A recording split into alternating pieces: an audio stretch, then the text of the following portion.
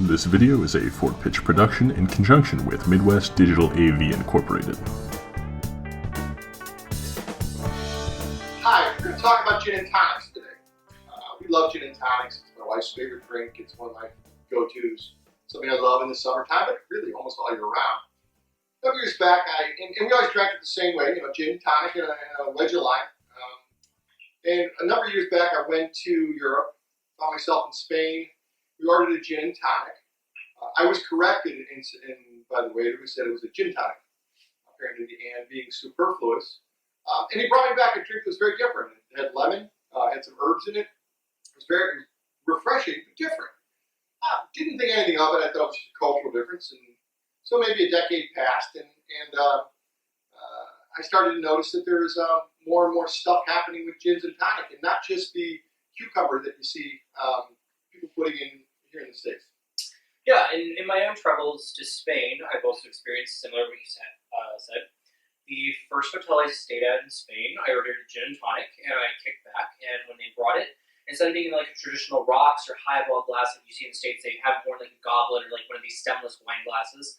And it was a really lovely drink because not only is it less of just putting gin, tonic, and a lime wedge into the glass, they had herbs sticking out the top, there was citrus built into the glass. And so for my second one, I actually wandered over to the bartender and I watched them make it. It was really interesting where they took something that is very common and put a really nice contemporary twist on it, building it in the glass in front of you and making it look fresh and vibrant. Yeah. And then I went to a place in Mexico, in Playa del Carmen, of all places, which you wouldn't think you'd see this, but there was a lovely restaurant, and they brought a cart around, and the young lady had probably 5 different kinds of vodka, 6, all really high-end stuff, Old Toms and English dries, but also some New World gins, and she had a bunch of different fruits on there, herbs, spices, and she would build your gin and tonic for you, and we ended up drinking more than a few gin and tonics because because you're trying to match up different flavors and see which ones worked best with the different things, and it was a really great experience. So we started drinking them that way around here, and we like to experiment as well. So in Chicago, where I currently live, they've become almost omnipresent on any high-end bar or restaurant's menu. A lot of places have their own section for gin and tonics, and you see 2 flavors pretty commonly. You see blueberry thyme, and you see cucumber lemon, but there are a bunch of different combinations floating around, and they're very interesting.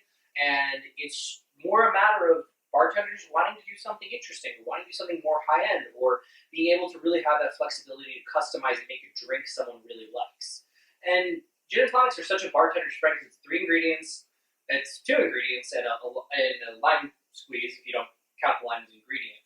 But you can really do something fresh and new and contemporary with these herbal ingredients and change something that's been done before.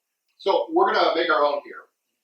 Some of the things we're going to use are allspice, hibiscus flower, juniper berries, kumquat. We've got some lovely fruits here. We've got the peppercorns, verbena. These are all homegrown, right? Except the citrus. Lavender and the mint. Yeah, these are all stuff I just pulled out of my garden. And I would love to tell you that I carefully nurtured all these, but all these things, the lemon balm, the lavender, the catnip, they grow very easily even in the Chicago climate. So they're nice to have, and you just run out to the garden and freshen up your drink. I'm going to make Spanish-style gin and tonic with the ingredients that's seen in front of you. We have a little bit of mint, citrus of various kinds, lime, lemon, and grapefruit. I have some dried kumquat, I have some dried hibiscus, some fresh thyme, and some lemon verbena. And these are all going to combine to make a really nice citrusy gin and tonic. So I'm going to start off by just putting some of this in the bottom of the glass, some of the thyme, some of the lemon verbena, a couple of sprigs of mint right here, and I'm also going to grab the dried kumquat, and I'm also going to grab some dried citrus here. And these are going to hydrate in the glass when the tonic is added and when the ice is added, and it's going to look really nice. So now we're going to add in ice here, and I'm going to go about halfway up on this first scoop of ice. And I'm going to place a lime piece and a lemon piece in here, and then just fill it about halfway up with tonic water. The reason I'm doing this in 2 steps is because I want the flavors of the herbs and the dried aromatics to incorporate, as well as the lime and lemon. So once these have kind of gotten mixed up, is going to add a nice, really citrusy, flavorful base for the gin and tonic. So now we're going to go back to ice, fill it up all the way to the top this time.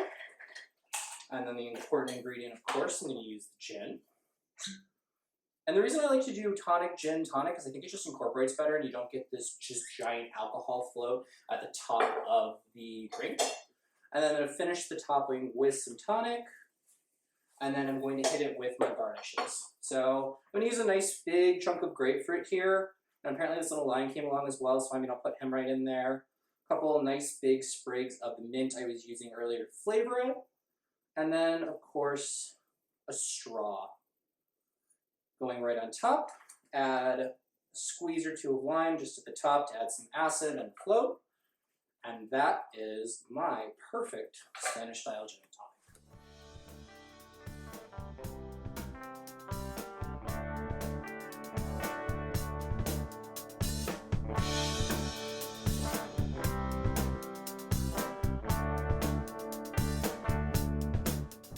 Midwest Digital AV Incorporated provides audio, video, streaming, and production services throughout the Midwest. Please visit them at midwestdigitalcorp.com.